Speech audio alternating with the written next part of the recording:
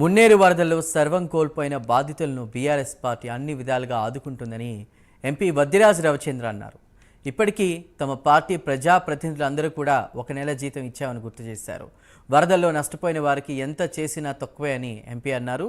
వరదల్లో నష్టపోయిన ప్రతి ఒక్క కుటుంబానికి 2 నుంచి 4 లక్షల వరకు ఆర్థిక సాయం అందించాలంటున్న ఎంపీ వద్దిరాజు రవిచంద్రతో మా ప్రతినిధి రజనీకాంత్ ఫేస్ టు ఫేస్.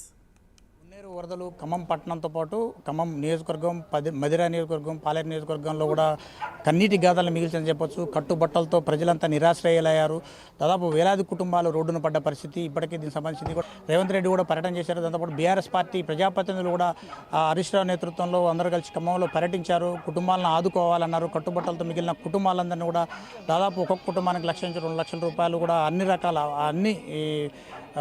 నిత్యావసర వస్తువులతో పాటు అన్ని వస్తువులు, విలువైన వస్తువులన్నింటినీ కోల్పోయారు. ప్రస్తుతం బీఆర్ఎస్ పార్టీ ఆధ్వర్యంలో నిత్యావసర సరుకులతో పాటు దుప్పట్ల పంపిణీ కార్యక్రమం 48 డివిజన్లో, తోట రామారావు, తోట గోవిందమ్మ డివిజన్లో జరుగుతున్న ప్రస్తుతం మనతో పాటు పంపిణీ కార్యక్రమానికి ముఖ్య అతిథిగా వచ్చేసిన రాజ్యసభ సభ్యులు వద్దిరాజు రవిచంద్ర మనతో అందుబాటులో ఉన్నారు. వారికి తెలిసిన చెప్పండి, ఎలా చూడవచ్చు మున్నేరు వరదలని? గతంలో ఎన్నడూ కూడా గడిచిన 40 ఏళ్ల కాలంలో ఇలాంటి వరదలు ఎప్పుడు రాలేదు. ఈ విపత్కర పరిణామాల్లో మీ పార్టీ ఎలాంటి సేవా కార్యక్రమాలు చేస్తుంది? అనునిత్యం మీరు చూస్తూనే ఉన్నారు. గత వారం రోజుల నుంచి ఇక్కడ జరిగినటువంటి సంఘటన నుంచి కోలుకునే విధంగా, జనం తేరుకునే విధంగా, ప్రజలని ఈ సంఘటన నుంచి బయటపడేసే విధంగా బీఆర్ఎస్ పార్టీ శ్రేణులు ముందుంటారు. ఎప్పుడు కూడా కేసీఆర్ గారి సూచనలు కానీ, కేసీఆర్ గారి ఆలోచన కానీ ప్రజలంతా బాగుండాలని చెప్పేసి కోరుకుంటారు.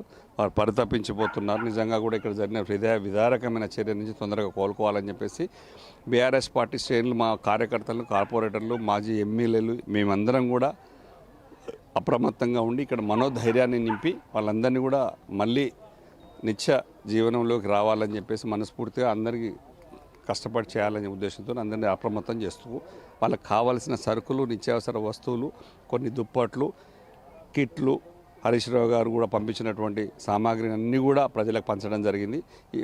కేసీఆర్ గారు, బీఆర్ఎస్ పార్టీ ఖచ్చితంగా కూడా ఇలాంటి సంఘటన నుంచి కోరుకోవాలని మనస్ఫూర్తిగా కోరుకుంటున్నాం. ఇప్పటికే రాష్ట్ర ప్రభుత్వం 10,000 రూపాయలు కాంపన్సేషన్ కుటుంబానికి, నష్టపోయిన కుటుంబానికి అన్నారు. కానీ గడిచి వారం రోజుల నుంచి కూడా వరదలు దగ్గుముఖం పట్టినా కానీ ఇంతవరకు అధికారులు అంచనా వేయడంలోనే ఇంకా అధికారులు ఇళ్లని అంచనా వేస్తున్నామంటూ చెప్తున్నారు. 10,000 సహాయం నేటికి కూడా పేదలందరికీ అందలేదు. ఎలా చూడొచ్చు పరిణామాలు?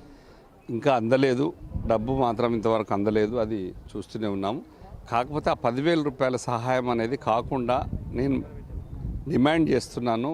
మీరు చూశారు, మళ్ళీ చూడండి. 10,000 రూపాయలు ఒక ఇంటికి ఏమాత్రం సరిపోదు.